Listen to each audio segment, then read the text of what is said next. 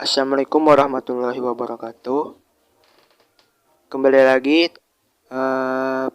pembelajaran algoritma pemrograman bab 2 tentang flowchart dan pseudocode.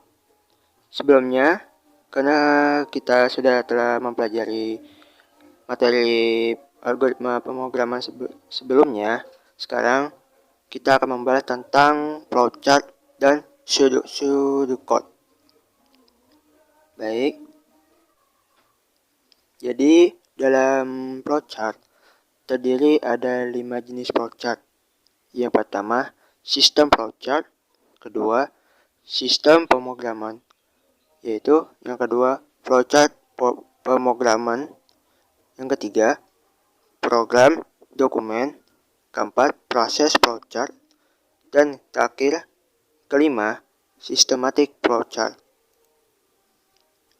Pengertian flowchart, menurut Indrajani, flowchart merupakan penggambaran secara grafik dari langkah-langkah dan urutan prosedur suatu program. Biasanya mempengaruhi penyelesaian masalah yang khususnya perlu dipelajari dan dievaluasi lebih lanjut. Masing-masing jenis flowchart akan dijelaskan berikut ini. Sistem flowchart. Sistem flowchart dapat didefinisikan sebagai bagan yang menunjukkan arus pekerjaan secara keseluruhan dari sistem. Lalu, kedua, bagan alir skematik merupakan bagan alir yang mirip dengan bagan alir sistem, yaitu untuk menggambarkan prosedur. Ketiga, dokumen flowchart. Dokumen flowchart menggambarkan alur keseluruhan dari suatu dokumen yang memberikan gambaran keseluruhan isi dokumen tanpa harus membacanya terlebih dahulu. Juga membantu orang yang akan membaca dokumen untuk lebih memahaminya. Keempat, flowchart proses, yaitu diagram yang menggambarkan suatu proses atau menggambarkan proses yang dilakukan suatu kegiatan. Biasanya flowchart proses digunakan dalam produksi di bidang industri sebagai unsur analisis sistem produksi. Nah, yang ini adalah flowchart program yang merupakan diagram yang menggambarkan alur pemrograman atau algoritma. Program ini digunakan sebagai patokan dalam membuat string program menggunakan bahasa komputer. Oleh karenanya, flowchart di program sering disebut dengan notasi algoritma. Nah, ini adalah contoh-contoh flowchart.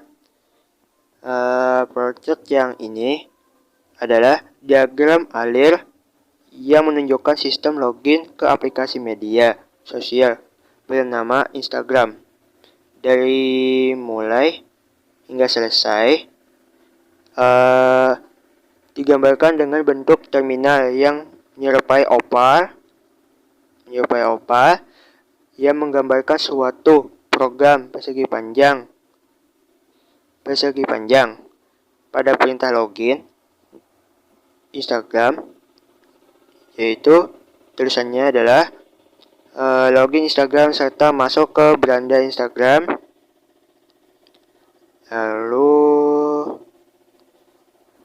menunjukkan proses atau sesuatu yang sedang dilakukan dalam suatu program. Bentuk belah ketupat. Pada pemeriksaan password, menunjukkan keputusan yang akan diambil dari suatu program. Keputusan biasanya memiliki dua jawaban. Apakah jawaban iya atau tidak?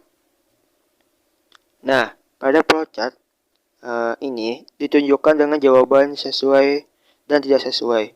Jika password yang dimasukkan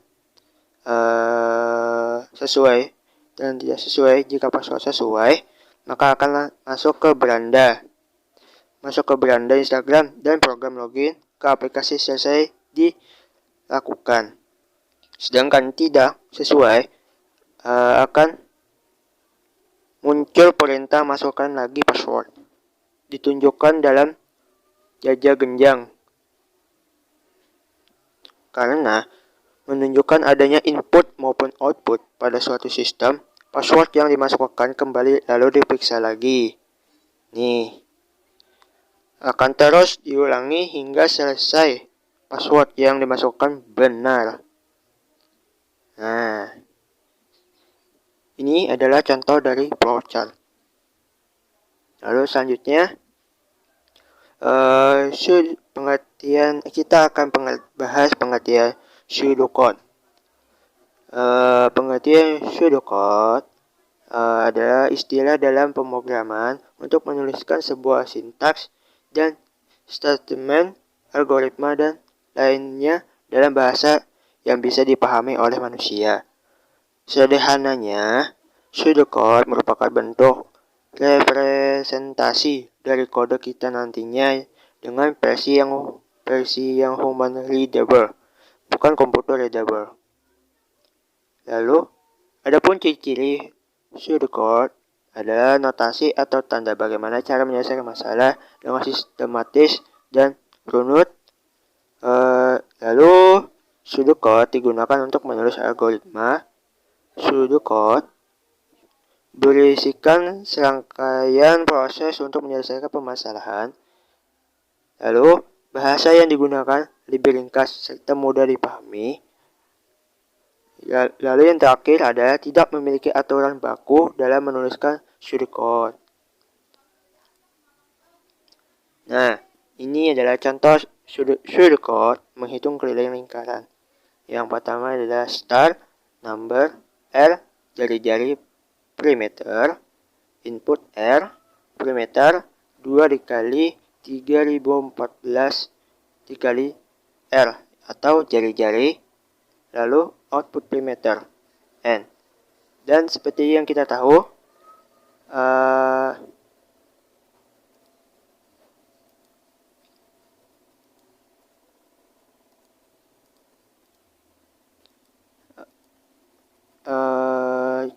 ciri-ciri pseudocode itu digunakan untuk menulis algoritma, dan bahasa yang digunakan ringkas serta mudah dipahami. Nih, ya kan? Sekian dari saya. Wassalamualaikum warahmatullahi wabarakatuh.